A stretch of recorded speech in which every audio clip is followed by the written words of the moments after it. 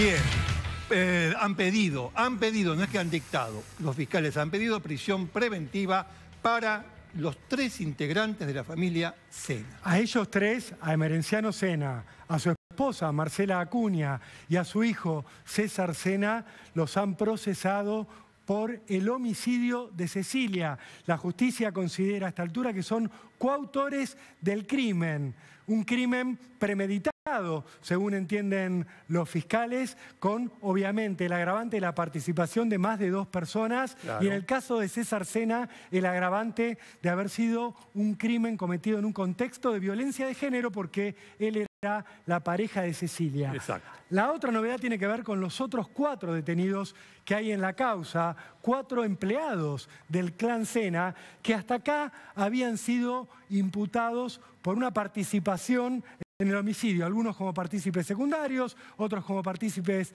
necesarios.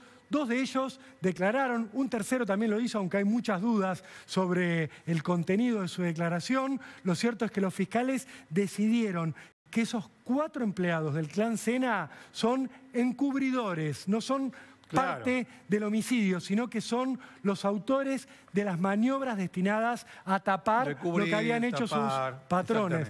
Obviamente hay un cambio radical en esto, porque quienes están acusados del homicidio agravado de Cecilia tienen como expectativa la pena de prisión perpetua. Los encubridores, hasta 6 años de cárcel. Es muy diferente, ¿no? Muy la situación diferente de uno y otro. Quizás esto aliente a algunos de ellos a hablar un poco más. Pero lo que han dicho hasta ahora los fiscales, Richard, es el crimen de Cecilia fue parte de un plan, como anticipábamos acá en Cámara del Crimen. Un plan que empezó a forjarse con venderle a Cecilia la idea de un viaje a Ushuaia que nunca iba a ser Cecilia. Lo comentamos acá al inicio, es decir, si metieron la pata, la metieron al inicio. ¿Por qué?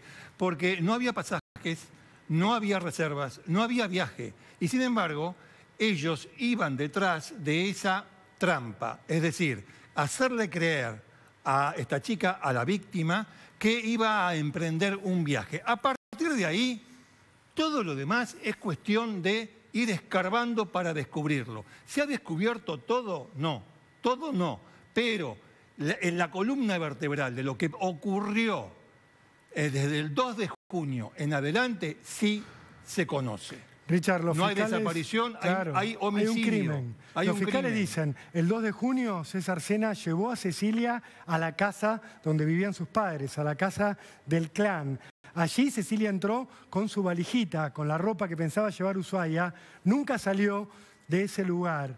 Los fiscales calculan que entre las 12 y 16, que es el horario en el cual el matrimonio de Emerenciano Sena y Marcela Acuña ingresa a la casa, y las 13:01, fíjense, 48 minutos, que es el horario en el cual César Sena sale de la casa llevándose su teléfono celular y el de Cecilia, ocurre el asesinato de esta joven de 28 años. También se llevaba otra cosa cuando salió. 3 marcas acá. Que lo habíamos dicho al inicio de todo, eso es una cosa importantísima. Pasa que se habla, había rastrillajes, ¿dónde está Cecilia? Bueno, lamentablemente después supimos lo que hicieron con el cuerpo de ella una vez asesinada. Ahí están las marcas que estábamos hablando. Después de ese horario, Richard, según entienden los fiscales, empiezan las maniobras de encubrimiento. Marcela Acuña lo llama a su chofer, a Gustavo Obregón, le dice, anda para la casa, que hay un cuerpo, que César está muy nervioso. Esto, según Obregón, es probable que el diálogo haya sido más explícito aún, pero esa misma tarde del 2 de junio, ya cayendo la noche, sacan, se cree, los restos de Cecilia de la casa del clan Sena y los llevan a la chanchería, al campo de Emerenciano Sena. Ahí los prenden fuego, ahí empiezan a darse las maniobras de encubrimiento, que incluyen no solo quemar el cuerpo, sino también las pertenencias de Cecilia, esa valija incluida, también sacar los muebles de la casa, sobre todo de la habitación donde había ocurrido Hay tres habitaciones, en una ocurrió, y ahí estaba la cama con el colchón, donde se encontró sangre humana, etcétera, etcétera. O sea, lo que ustedes ya saben, que la familia Sena dona para sacárselo de encima, como también se sacaron de encima, además del cuerpo, las pertenencias de Cecilia, porque ella había preparado un viaje.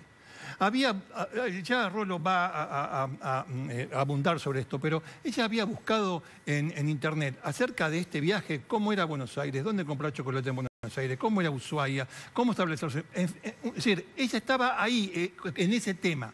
Bueno, todo eso era falso, ella no lo sabía, por supuesto.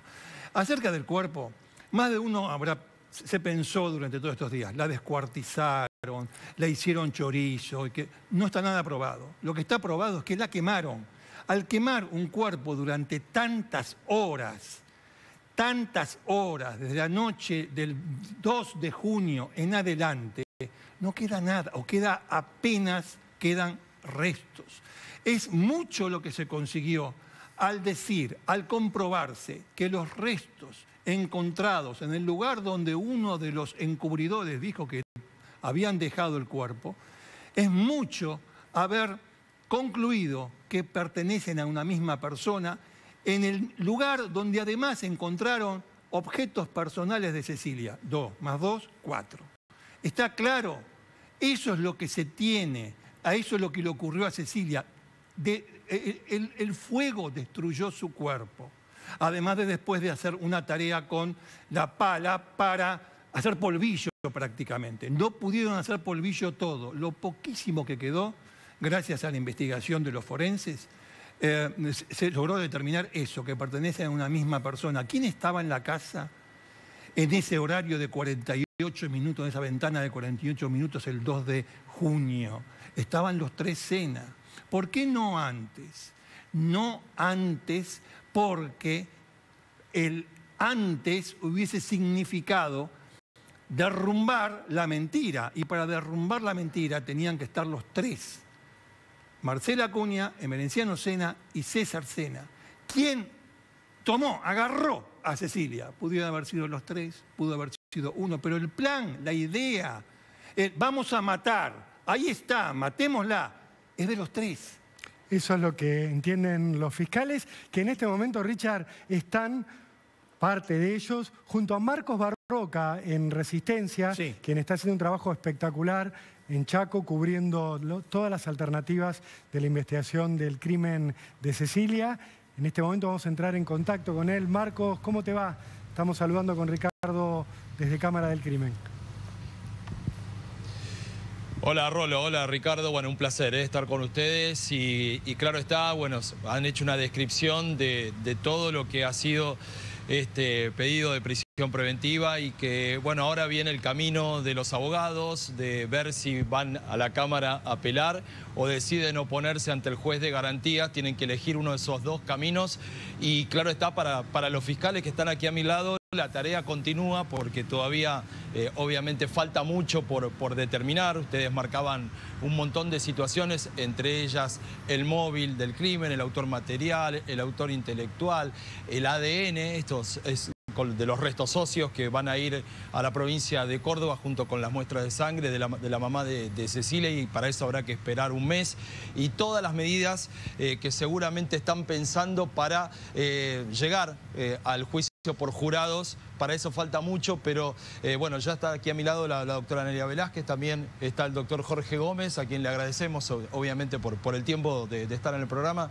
Y quiero empezar, Rolo y Ricardo, con esta pregunta, porque fue todo realmente muy vertiginoso y me imagino que ustedes no han podido escapar de la conmoción de lo que ha significado el crimen para el Chaco, por el contexto, por quienes estaban involucrados.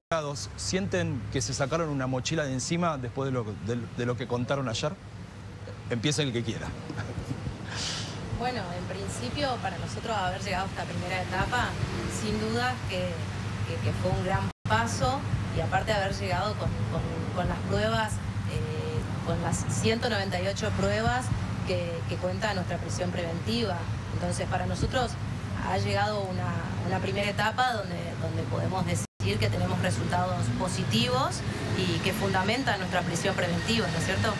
Doctor. Sí, no, es lógico que esto es una etapa importante.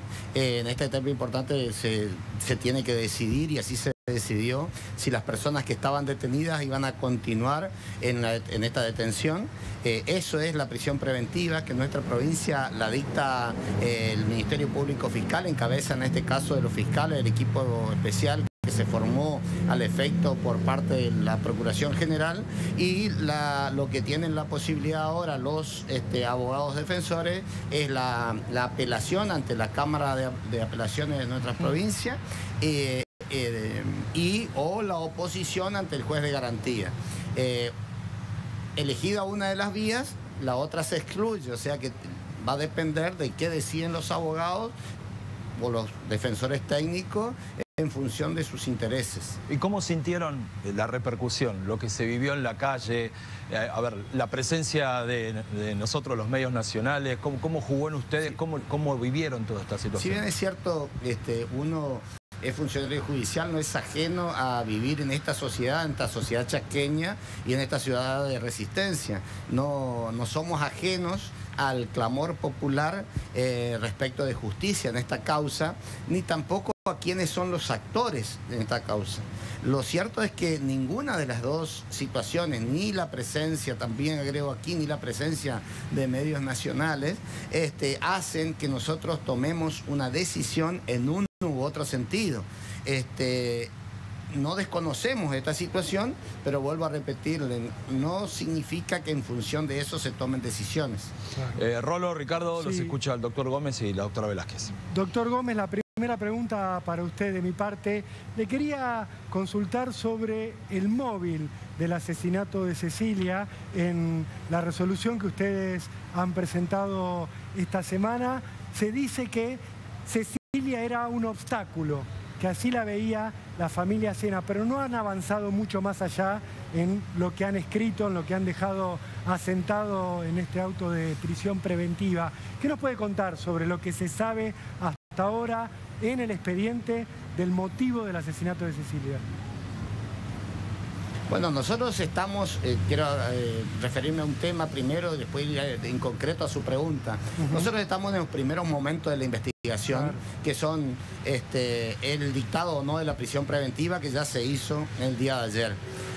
Esto tenemos como plazo en nuestro Código Procesal Penal 10 días hábiles. Esto se cumplió y por eso le digo, ahora viene otra etapa donde nosotros tenemos que ir incorporando toda la prueba para poder determinar si esta causa amerita que vaya a juicio, que se ventile en un juicio oral y público, que en nuestro caso, en este caso particular, conforme al tipo penal el cual se le está indilgando a los imputados, se tiene que hacer a través de un juicio por jurado. Lo cierto es que tenemos una etapa de incorporación de más prueba donde se van a, entiendo yo, en función de las pruebas que ya tenemos, que se van a ir dilucidando y aclarando algunas cuestiones respecto a esta temática, y en principio esta es la hipótesis más fuerte que tenemos, que por cuestiones económicas y hacer simbólicamente decir desaparecer de la escena a Cecilia es la hipótesis más fuerte y entiendo, hoy por hoy, conforme a la prueba que se incorporó, es lo que está, entiendo, probado conforme lo requiere esta etapa del proceso. Claro. Y esa idea de que molestaba en función de lo económico, ¿era propia de César Sena? ¿Era más propia de su madre, de Marcela Acuña? ¿Era de Merenciano Sena? ¿Qué es lo que se sabe? Yo creo que es familiar y que estaba en cabeza de Marcela Acuña. Le voy a hacer referencia a una cuestión que al equipo de fiscales nos llamó poderosamente la atención. Ellos se casan un 16 de septiembre del año 2022. Nosotros tenemos, a través de probanzas en la causa, que ella se entera 2 días después, es decir, el 18 de septiembre. Antes de las 48 horas estaba presentada una demanda como presentación conjunta de divorcio en un juzgado de familia de nuestra ciudad.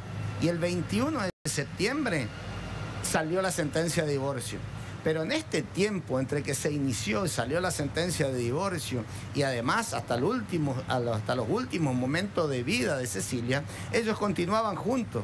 Entonces, esto refuerza la idea también que esto se produce por una situación, por concretamente una cuestión económica, además de otras pruebas que hay que la vamos a ir desarrollando en el transcurso de la investigación. Doctor, una cuestión económica que tenía que ver con una compensación para que Cecilia saliera de la vida de César Sena. Eso todavía no lo puedo decir en forma tan tajante como lo manifiesta usted, pero vuelvo a reiterar, sería una cuestión probatoria que se va a seguir incorporando para poder llegar a esa conclusión. Quería hacerle una pregunta a la doctora Velázquez que tiene que ver con un aspecto que nosotros pensamos que la defensa o las defensas pudieran oponer a esta resolución de ustedes de prisión preventiva, y es acerca del cómo. Un defensor podría plantearles, o podría plantear, en definitiva, no ustedes, podría plantear al Tribunal Superior, a la Cámara o al propio juez, podría plantearles, no me dicen cómo la mataron, entonces ¿cómo me puedo defender? ¿Hubo cuchillo, hubo sangre, hubo ahorcamiento? ¿Qué es lo que pasó dentro de esa casa? Doctora, en ese punto, ¿cómo ustedes ven el tema? Nosotros en esta etapa, como bien lo dijo mi colega, estamos para resolver la situación procesal de los 7 imputados. Hasta acá tenemos suficientemente probado de que los hechos sucedieron conforme al hecho planteado en la imputación, es decir, que dentro de ese horario, de ese margen horario, la familia Sena, Marcela, Emerenciano y César dieron muerte a Cecilia, y tenemos también delimitado en base a los informes posteriores que llegaron de los celulares, cuando empezó a ser manipulado por César, y también a partir de que él, desde el celular de Cecilia, se manifiesta a su familia que se le habría roto el teléfono. Entonces, las situaciones nosotras las tenemos marcadas con la probabilidad suficiente que esta etapa así lo requiere. Doctora, usted que conoce mucho de cuestiones de género, le pregunto, en este caso, ¿se dan las características típicas del femicidio o acá aparecen otros componentes? ¿Qué es lo que usted ve? Sin duda nosotros imputamos a César Sena esta cuestión de contexto de violencia de género, es decir, el femicidio. César está imputado por la calificación de homicidio triplemente agravada, por la premeditación de 2 o más personas, por el vínculo y por el contexto de violencia de género, el cual se encuentra probado en autos, atento a diferentes manifestaciones y también con mensajes de texto que ella manifestaba que venía teniendo varias actitudes violentas. Entonces, donde llegamos a la conclusión de que Cecilia se encontraba dentro de una relación desigual de poder y dentro de un sometimiento no solamente económico, sino también psicológico y físico. Quería preguntarle al doctor Gómez, él en la conferencia de prensa y ahora con nosotros dio a entender que no son ajenos al contexto en el cual este crimen ocurrió, es decir, en un momento muy particular desde el punto de vista político, y con unos personajes involucrados, de hecho los que han recibido la prisión preventiva por el delito más grave, la familia Sena, con una vinculación con la política muy, muy fuerte. Le quería preguntar a propósito de todo esto, si las declaraciones que ustedes fueron recibiendo, por ejemplo de Obregón, acerca de que después de ese 2 de junio, la familia Sena desarrolló actividades de su ámbito, de su competencia, es decir, actividades políticas, como si nada hubiese ocurrido. Le llamó la atención, eso le abrió deducciones o posibilidades para indagar en otros aspectos. ¿Lo tomaron en cuenta? ¿No lo tomaron en cuenta este hecho de vivir como si nada hubiese ocurrido y continuar con sus actividades políticas? Sí, lógicamente uno analiza, cuando analiza la prueba, analiza todo, y esto me llamó poderosamente la atención. Me llamó también poderosamente, no solamente la declaración del señor Obregón, sino la declaración, si bien es cierto, es una declaración de imputado, en el caso de la señora Fabiana González, sí, que también pasó por una situación similar, que manifestó en esa oportunidad, recuerdo, de que ella no pudo comer 3 días seguidos. Y veía cómo ellos fueron a un local de cumbia, donde comían normalmente, donde desarrollaban su actividad normalmente. Y la verdad que sí, eso nos llamó poderosamente la atención.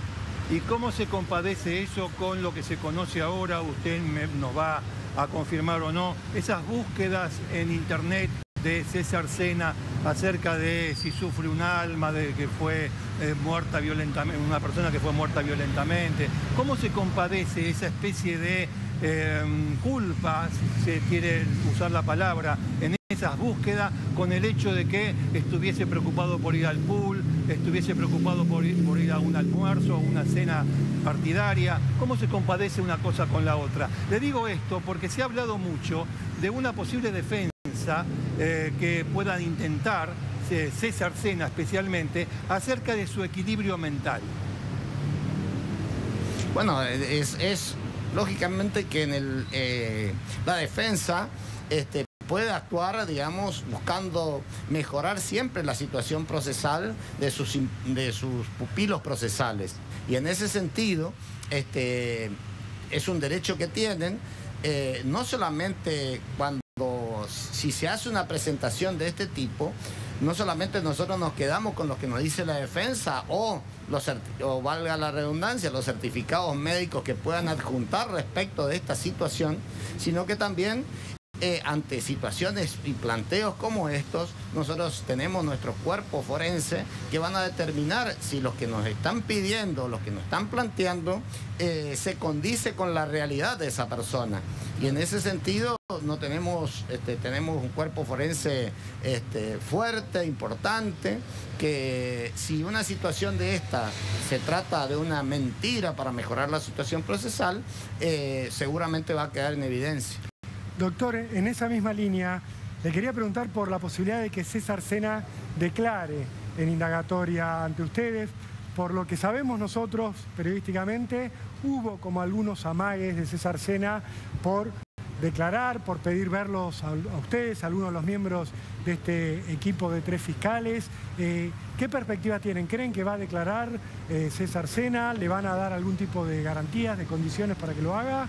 ¿O no saben qué va a ocurrir? Nosotros a todas las personas que decidieron declarar, acompañados por supuesto de su defensa técnica, siempre se le dieron todas las garantías necesarias para evitar cualquier tipo de problema, porque si hay alguien interesado que esto no genere una problemática, somos el equipo fiscal especial. Claro. Así que de ser así, no van a tener ningún problema y tienen todas las garantías. Es más, estamos, diría yo, en exceso cuidando no afectar garantías constitucionales de los imputados a los efectos de evitar posibles nulidades. Claro. Ahora, en ese sentido también le pregunto esto, por las declaraciones que hizo en el expediente Gustavo Melgarejo, que declaró 2 veces, luego hizo una ampliación ante ustedes, de lo que se desprende del auto de procesamiento que ustedes dieron a conocer esta semana. Melgarejo cuenta 2 situaciones que llaman mucho la atención. Primero, habla de un abogado que supuestamente lo fue a ver a la comisaría y le dijo que tenía que declarar que el cuerpo había sido arrojado en un basural. Y después habla de policías que le habrían dicho que tenía que declarar que Cecilia había llegado con vida al campo, a la chanchería, en el asiento de la camioneta en la que iban Obregón y César Sena. ¿Qué es lo que se sabe sobre estas 2 situaciones? ¿Se están investigando? ¿Están ustedes tratando de identificar a estas personas? Todo se investiga, pero sobre la base de que él presta una declaración de imputado. Y en esa declaración de imputado no hay un juramento de decir verdad, o sea, que está autorizado hasta de mentir. Entonces uno, en base a esa situación, va analizando si lo que dice se puede acreditar a través o solventar a través de pruebas objetivas que se van incorporando en la causa. Todo lo que él dijo no se pudo todavía acreditar con prueba objetiva. O sea que lo tomamos simplemente como una declaración de imputado, como un medio de defensa. O sea que no hay comprobación de que un abogado haya ido a decirle lo que tenía que decir, no hay. Hasta ahora no significa que más adelante no se incorpore la prueba, se pueda pedir un informe y que se pueda probar de que haya ido un abogado. Y si era un abogado de su confianza, es un derecho que tiene de asesorarlo convenientemente desde el punto de vista técnico. No de mentir, pero sí asesorarlo convenientemente. Lo entiendo. Quería hacerle una consulta ahora a la doctora Velázquez acerca de una cuestión técnica que, si mal no recuerdo, ella misma en la conferencia de prensa que se dio a propósito de las preventivas hizo mención, que se refiere a la posibilidad de obtener ADN de los restos maltratados, minúsculos, restos óseos me refiero, encontrados en el río Tragadero. Esa posibilidad, usted mencionó que era muy difícil. Quisiera que abunde sobre eso porque seguramente los fiscales se habrán informado al respecto. Parecería ser como que es una cosa 2 más 2, 4. O sea, hay minúsculos restos óseos de una misma persona. Bueno, se puede obtener ADN. ¿Es tan así, doctora? Así es, se han llevado a cabo diversos allanamientos de los cuales se levantaron estos restos óseos y los cuales han sido examinados esta semana por el equipo antropológico, el cual fue conformado de manera interdisciplinaria con médicos del Poder Judicial, del INSIF, con médico patólogo, odontólogo, con un médico forense que vino también desde el Instituto Médico de Corrientes, y ellos, quienes entienden en la materia, como resultado fueron quienes nos comunicaron que estos restos óseos se trataba en primer parte de restos animales, los cuales fueron separados, y de allí surge también que había restos óseos que conformaban un cuerpo humano adulto, sin poder precisar ni edad ni sexo por el estado en que se encontraba. Recordemos que han sido calcinados y encontrados en el agua.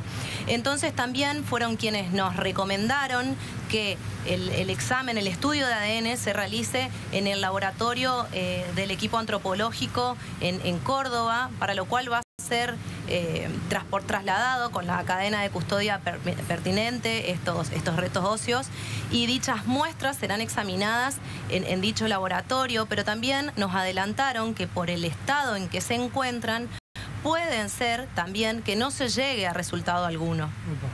Claro, a eso me refería, doctora, justamente a eso me refería, que será, bueno, hay diferentes técnicas para extraer ADN de huesos, pero en este caso en particular, usted lo dijo muy bien, son huesos muy maltratados, calcinados, machacados, y bueno, es una posibilidad que se va a explorar, me imagino. Exactamente, ellos lo llevarán a cabo este laboratorio de equipo antropológico forenses que se dedican a restos óseos calcinados. Doctora, le quería preguntar también sobre los muebles que han secuestrado como parte de esta investigación, muebles que, según dicen ustedes en el auto de procesamiento, fueron sacados de la casa de la familia Sena luego del crimen de Cecilia, fueron llevados a la casa de una joven embarazada en el barrio Merenciano Sena. Ustedes los recuperaron. Le quería preguntar, ¿qué se sabe hasta ahora de esos muebles, sobre todo del colchón?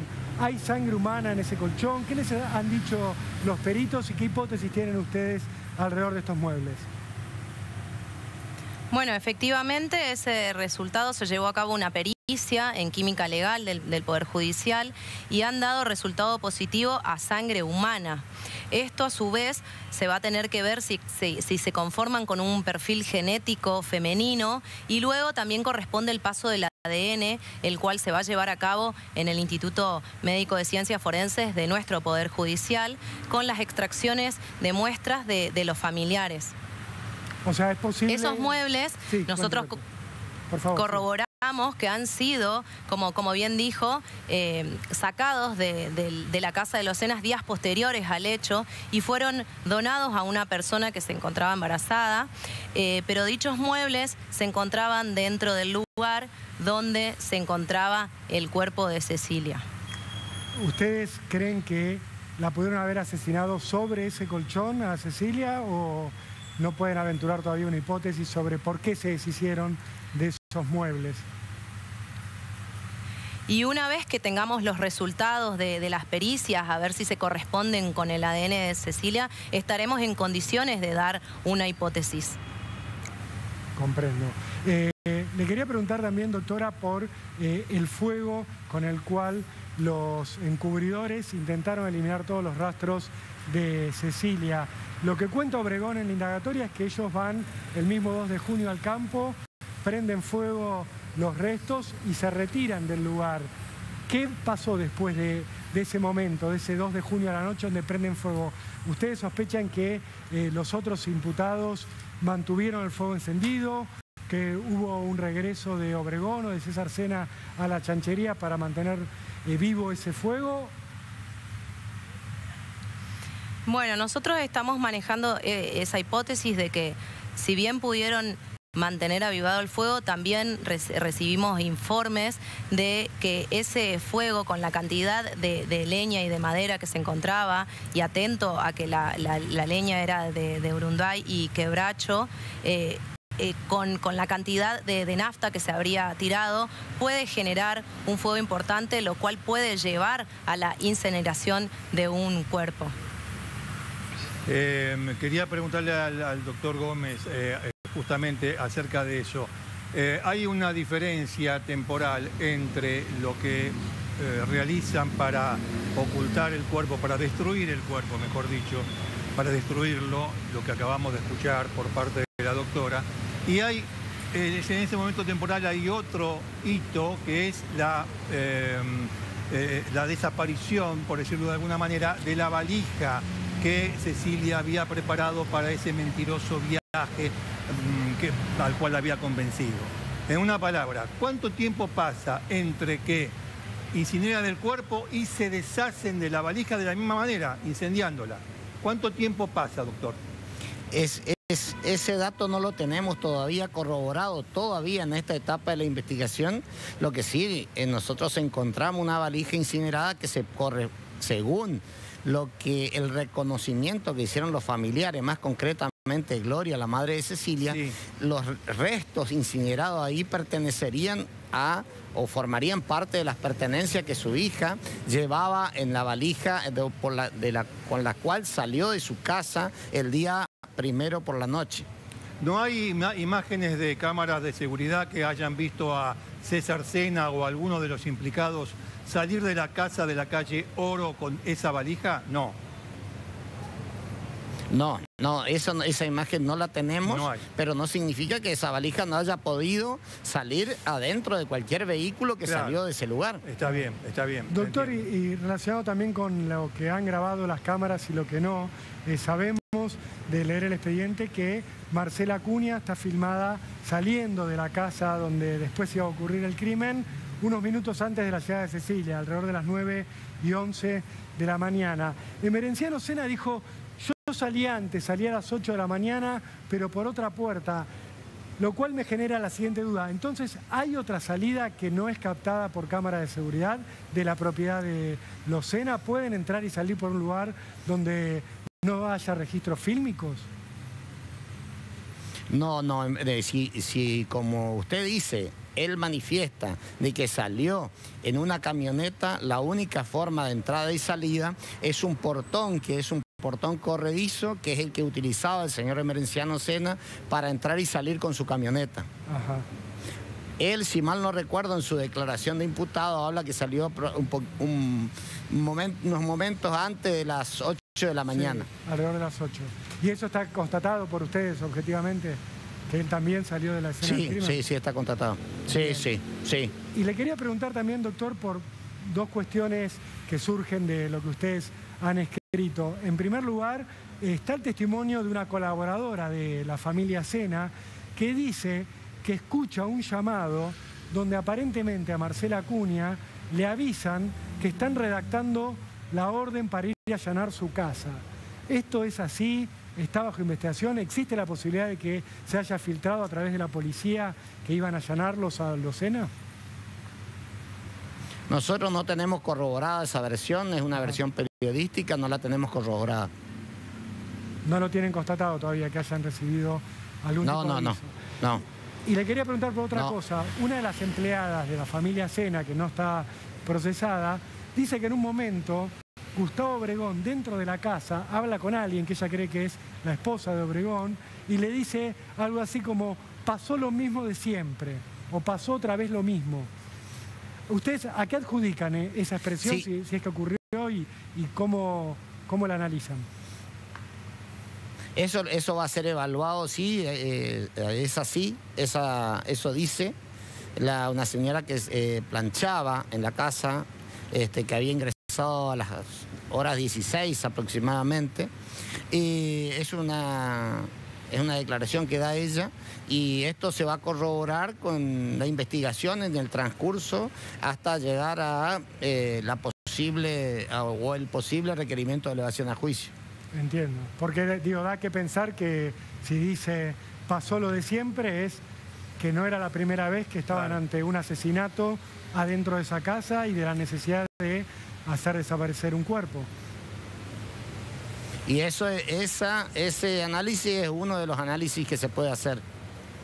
Sabe, doctor, o a los dos en realidad, abusando de su gentileza, Fabiana González, ustedes lo dijeron antes, creo que lo dijo el doctor Gómez, estuvo inapetente luego de ese 2 de junio, tenía una situación, digamos, particular, en contraposición a cómo se los veía a los Sena, ¿no? Continuando con su rutina. Ese impacto que le produjo a Fabiana González, teniendo en cuenta que ella ha recibido una calificación de encubrimiento, teniendo en cuenta toda esa cuestión, a mí me surge la pregunta, me surge la duda de si ese impacto que le produjo a la señora Fabiana fue por conocer lo que pasó o por ver lo que pasó. Conforme a lo que surge del expediente y conforme lo resolvimos, es por, digamos, por creer, saber lo que pasó, no por participar. Ajá. Por eso la ubican como encubridora. Y en cuanto a Marcela Acuña, Exacto. les quería preguntar a cualquiera de los dos que nos pueda responder esta duda. Se dijo que Marcela Acuña había declarado en una segunda oportunidad, que en un primer momento se negó a declarar en indagatoria, que luego sí declaró, y había surgido la versión, al menos periodística, de que ella había dicho que había visto un bulto en la casa que podía ser un cadáver. Yo no me encontré con esto reflejado en el auto de prisión preventiva. ¿Ella declaró realmente, Marcela Acuña, habló ante ustedes en algún momento? Sí declaró, prestó declaración de imputado y hizo una referencia aproximada como la que usted hace. Bien, y ella también declaró, es cierto que ella declaró que en la mañana del 2 de junio, mientras estaban en una actividad en el barrio Emerenciano Sena, ella se encontró con César Sena y César ya tenía los rasguños en el cuello. La verdad que no recuerdo esa versión. No recuerdo esa versión. Sí dieron esa versión el señor Obregón y la señora Fabiana González, que vieron cerca del mediodía, después del mediodía, esos rasguños. Con relación a la referencia No, que... perdón, Sí, le quiero hacer una aclaración. Sí, por favor. Que cerca del mediodía no lo vieron, Ajá. y que lo vieron a la tarde, a los rasguños. Bien. Claro, le preguntaba por lo de la mañana porque había surgido la versión periodística, al menos, de que Marcela Acuña había dicho que ella le había visto los rasguños a su hijo por la mañana del 2 de junio. ¿Esto no es así? No, la versión que nosotros tenemos, le voy a reiterar, es que tanto el señor Obregón como la señora Fabiana González refieren a que en el transcurso de la mañana no le vieron los rasguños y sí le vieron en el transcurso de la tarde. Perfecto. Entendemos. Solamente me había quedado pendiente esa referencia que hizo, que usted acaba de confirmar, la señora Marcela Acuña acerca de que vio un bulto que le pareció como si fuese un cuerpo. Pero digo, es una referencia dentro del contexto, incluso de su declaración, bastante importante, porque la acerca mucho al momento del crimen, como para haberla dejado ahí. ¿Ella aceptó preguntas de parte de ustedes cuando dijo eso o no? No, la señora Marcela Acuña y el señor Emerenciano Sena hicieron una declaración de imputados y al momento de existir la posibilidad de contestar preguntas se negaron a hacerlo, ejerciendo un derecho Sí, claro. que por supuesto lo tienen. Claro. Bien, bueno, Rolo. Sí, les quería preguntar cuáles son los próximos pasos que va a dar la investigación saliendo de la cuestión procesal. ¿Ustedes qué tienen por delante ahora que ya han llegado a este primer escalón de los términos procesales de la investigación? ¿Cómo sigue ahora el trabajo para ustedes? Bueno, nosotros seguimos en la investigación fiscal, seguimos a la espera de resultados de distintos informes, de pericias, de ADN, de aperturas de teléfono. También se va a dar la posibilidad de los defensores que tienen a oponerse o apelar. Entonces, una vez decidida y elegida la opción de los defensores, se tienen que fijar audiencias y esos son los pasos a seguir hasta llegar al momento de la culminación y de elevación a juicio. Bien, doctora Velázquez, doctor Gómez, le agradecemos muchísimo estos minutos con Cámara del Crimen. Han sido ustedes muy amables y muy gentiles. Y también, obviamente, a nuestro compañero Marcos Barroca, que está allí. Marcos, si querés decir algo, por supuesto, a tu disposición. Sí, dale, cortito, Ricardo. Simplemente recordar que este domingo va a haber una nueva marcha aquí en Chaco, pero va a ser diferente a las anteriores porque van a ir al puente que une Chaco con Corrientes. Se van a juntar ahí en la rotonda del peaje otra vez para reclamar justicia y van a abrazar el puente como un símbolo